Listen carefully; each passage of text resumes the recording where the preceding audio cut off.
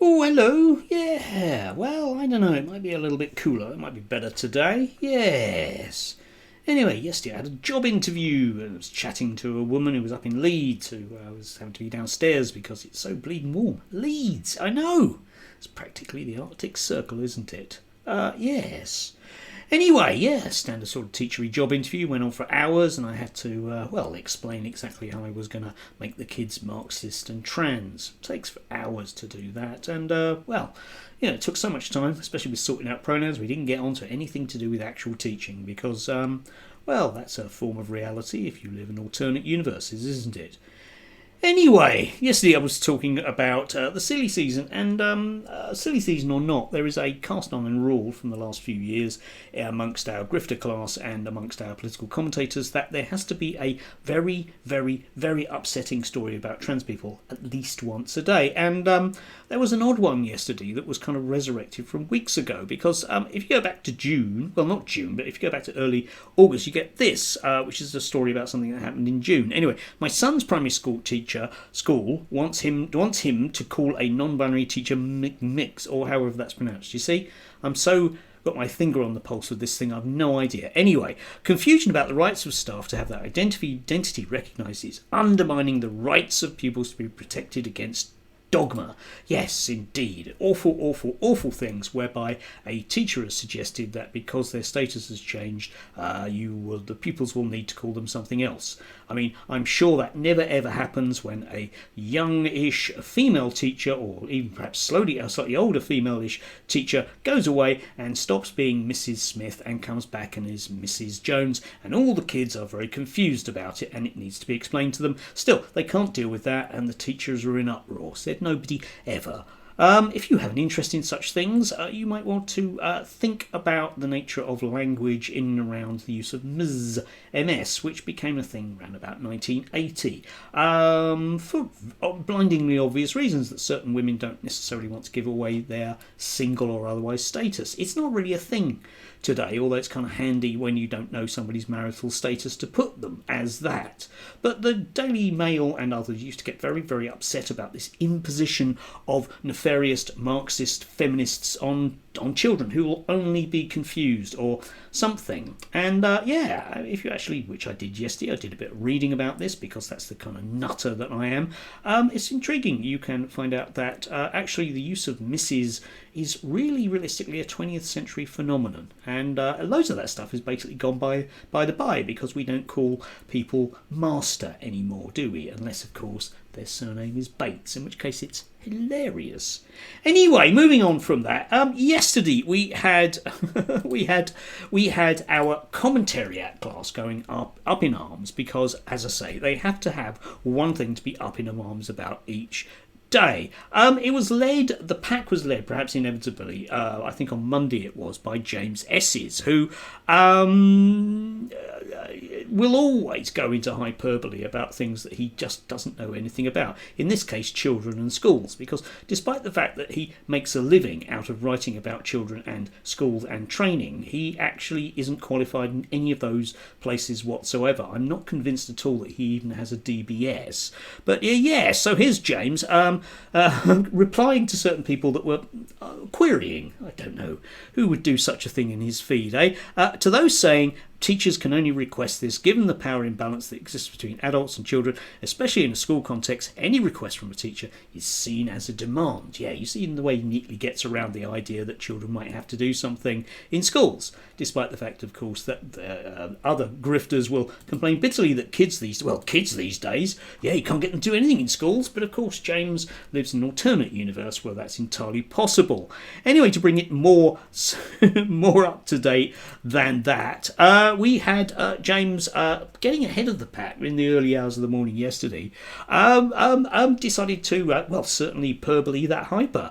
We get this. I'm receiving in, or whatever that is. I'm receiving in Anyway, more concerning stories from parents and teachers including of non-binary teachers who routinely hand out detentions if students don't call them mix and use their preferred pronouns. This is an abuse of power. Yeah, you see, because teachers can abuse their power, despite the fact that, I'm sorry, James, but that's a total lie, because I do not believe that there is a single detention that has ever been given out about such things. Okay?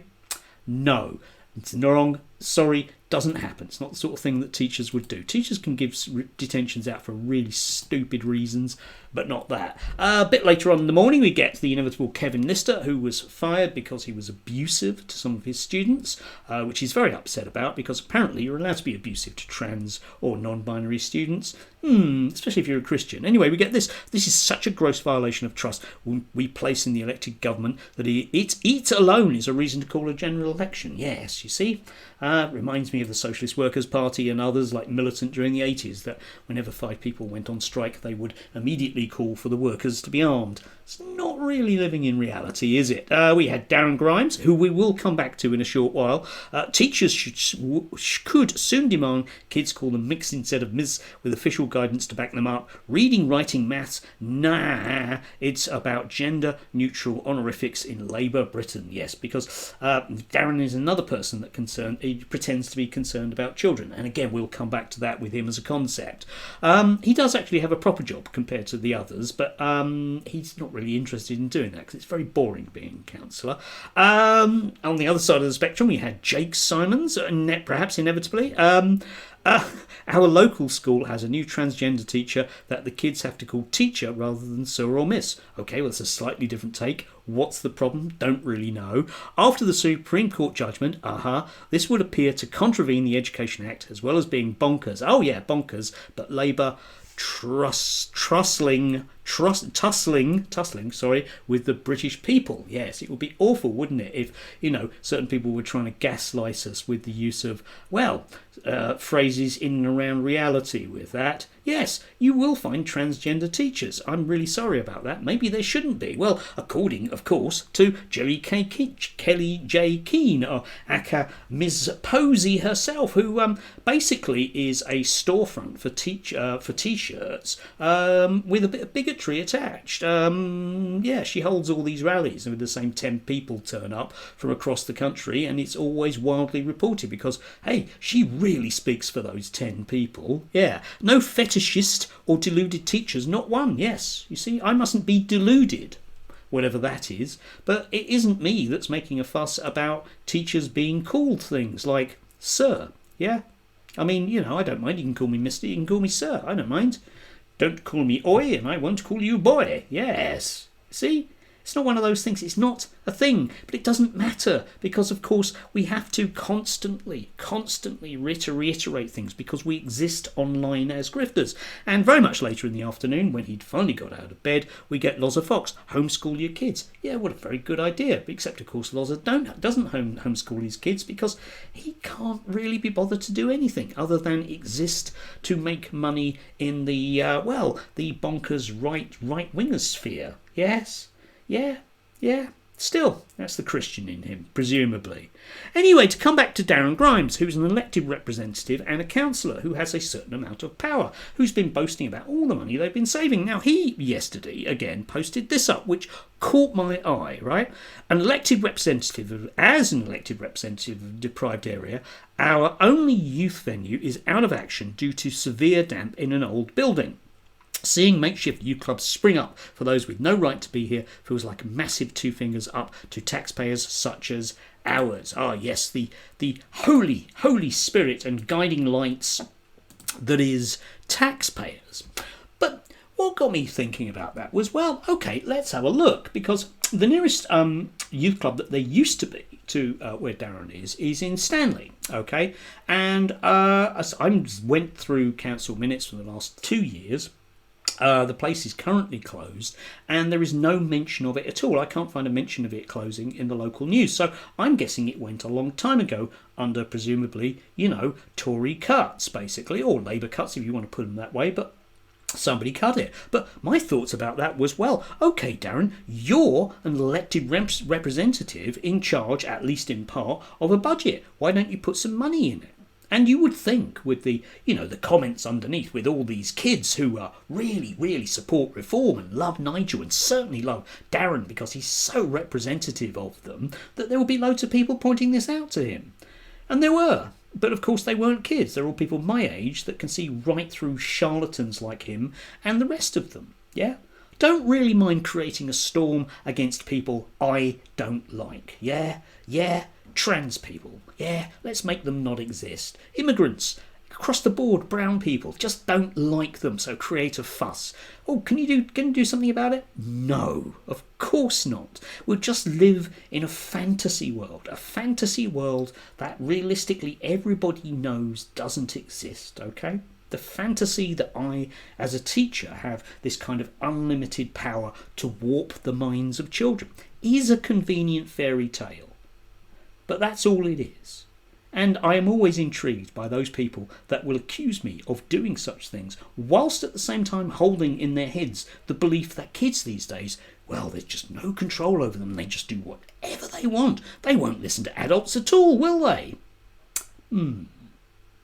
Yes. Still, that is, of course, that nature of reality thing that is out there. And it's pernicious. But for these people, it's their day job, isn't it? And it sure as hell beats actually doing any work, particularly in someone like Loz's case, eh? Yeah? Astounding. Anyway, we will return to this subject tomorrow because there are far more horrific types out there than I've mentioned today. But you can see these things, they just come in waves, and it's just people that are professionally angry. And I don't know, I just think that we shouldn't allow these people to be this underemployed. After all, aren't there, jobs that they need to be done, Darren? About, properly funding local services which will benefit those taxpayers that you care so much about. Do have a glorious Thursday if you can do. Stay cool. At least to get me washing done. Is that a Buzzcocks quote? I think it is. Enjoy.